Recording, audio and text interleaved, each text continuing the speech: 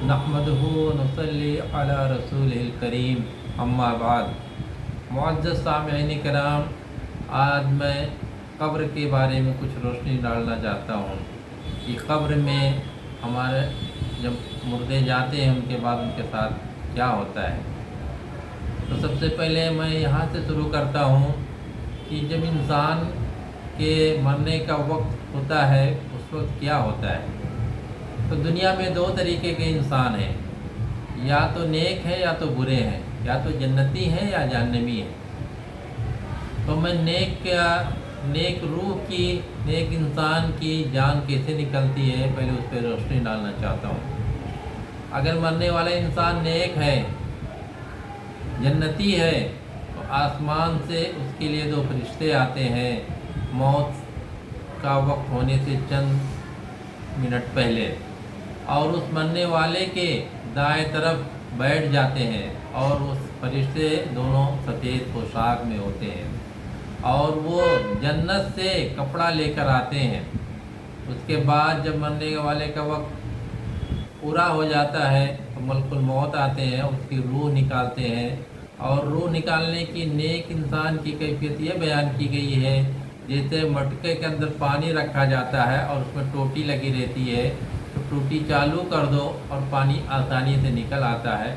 इतनी आसानी से उस नेक इंसान की रूह निकालते हैं मलकुल मौत, और उसके बाद वो फरिश्तों के हवाले कर देते हैं जो दोनों दाहिने तरफ मरने वाले के बैठे रहते हैं।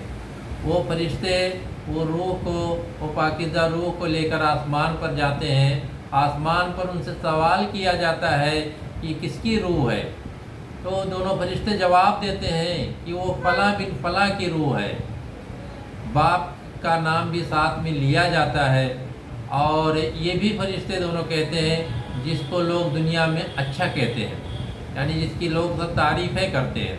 उसके बाद आसमान का दरवाज़ा खुलता है, वो दोनों फरिश्ते रूह को ले जाके इल्लीन एक जगह है वहाँ पे नाम दर्ज करते हैं, उनका लिखते हैं। और उसके बाद उस पाकीज़ा रूह को लेकर वापस दुनिया में आते हैं। फिर दोनों फरिश्ते कब्र में जाते हैं, जहाँ पे वो रूह जिससे निकाले हैं, जिसका जिस्म होता है, वो रूह उसमें लगाते हैं कब्र में। और फरिश्ते दोनों उसको जगाते हैं और उससे सवाल व जवाब करते हैं जो कब्र में सवाल किया जाता है। वो नेक इंसान सही जवाब देता है। उसके बाद फरिश्ते उसको बोलते हैं सो जाओ, और उसको जन्नत की फैसिलिटी चालू हो जाती है और वो क़यामत तक चालू रहेगी। और दूसरा इंसान वो है जो बुरा है, जो बदबख्त है, जहन्नमी है। उसके लिए भी दो फरिश्ते आसमान से मरने से पहले कुछ टाइम पहले आते हैं और उस मरने वाले के बाएं तरफ बैठ जाते हैं। और वो काले कपड़े में होते हैं दोनों फरिश्ते, और एक फटा कुटा टाट जैसी चीज़ लाते हैं। उसके बाद जब मलकुल मौत आते हैं और उसकी रूह कब्ज़ करते हैं, तो उसकी मिसाल ये दी गई है कि इतना सख्ती से उसकी रूह निकालते हैं जैसे कि कोई दीवार में कोई सज्जा सलिया पहले से लगा के फिर दीवार बनाई गई हो, और उसके बाद उससे दीवार को खींच के उस सलिए को निकाला जाए तो कितनी मुश्किल से निकलता है। इतनी मुश्किल से उसकी रूह निकालते हैं और उसके बाद वो उसको दोनों फरिश्तों के हवाले कर देते हैं। ये दोनों फरिश्ते उसकी रूह को लेकर आसमान पर जाते हैं और उनसे सवाल किया जाता है। फरिश्ते सवाल करते हैं किसकी रूह है, तो दोनों फरिश्ते जवाब देते हैं फ़लाँ बिन फ़लाँ। इसके भी बाप का नाम लिया जाता है वहाँ कि ये फ़लाँ बिन फ़लाँ की रूह है। तो आसमान का दरवाज़ा, और ये जिसको फरिश्ते ये भी आगे कहते हैं कि फ़लाँ बिन फ़लाँ है, जिसको पूरी दुनिया के लोग, ज़्यादातर लोग सब बुरा ही बोलते हैं। तो फरिश्ते को जवाब देते हैं, उसके लिए आसमान का दरवाज़ा नहीं खुलता है और वहीं से वापस लेकर आते हैं उसकी रूह को कब्र में, और कब्र में जाकर उसकी रूह को लगाते हैं। और कब्र का जो सवाल व जवाब है इससे भी किया जाता है। वो जवाब नहीं दे पाता है, उसके बाद उसको कब्र की अज़ाब चालू हो जाती है और वो क़यामत तक चालू रहेगी।